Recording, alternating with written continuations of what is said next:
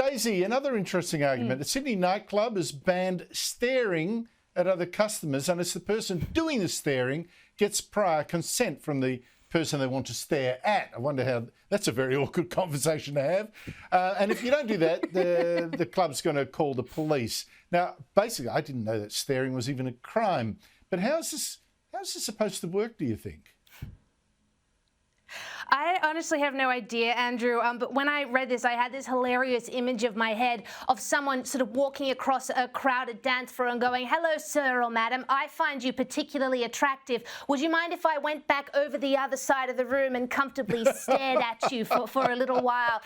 That's the only way I can think that this would work without the police being called. I mean, this is quite ridiculous. Now, look, when it comes to staring, it really is about context. I mean, if you're out in public, of a day, and you're on the way home from work and you've got someone eyeballing you or staring at you for whatever reason, that can be intimidating and uncomfortable and rude. As we're children, we're taught, well, it's rude to stare. But this is a club environment where you dress yourself up to look nice. You might go out to have a flirt if you're single. The whole point of that ritual is so that people look at you. That is, if you're a single gal going to the club, you want to be stared at by people across the room, and you don't necessarily need to provide consent before that because you don't want to. So I think this club, it's like they hate fun. That undercuts the whole point of the romantic stranger across a crowded room looking at you, etc., just for the sake of gaining virtue points. And I would never go to that club. It sounds really boring. Well, I have to say, what would be more alarming that would make you want to call the police? Someone staring at you from the other side of the room, or someone coming up to ask you if they could stare at you? I find that one much more alarming. Just quickly, we're nearly out of time.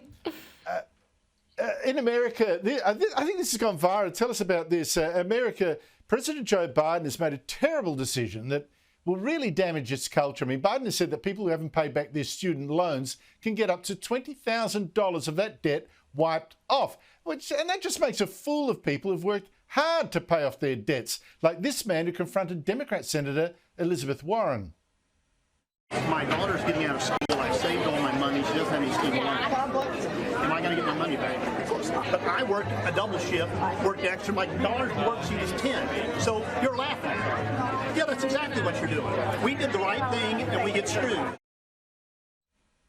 And really, Daisy, that doesn't count us at all. Biden is rewarding slackers and punishing savers. People who do the right thing, they don't get relief. People who just, well, I'll leave it to the government, they do. I mean, it's extraordinary. What's been the response?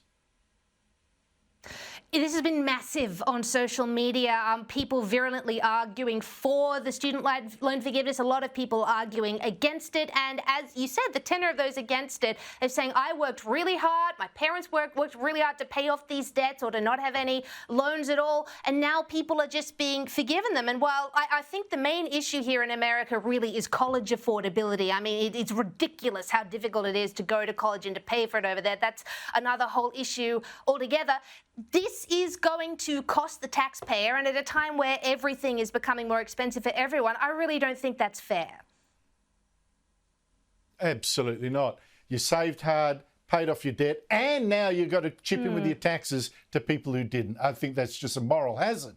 Daisy Cousens, thank you very much for your time.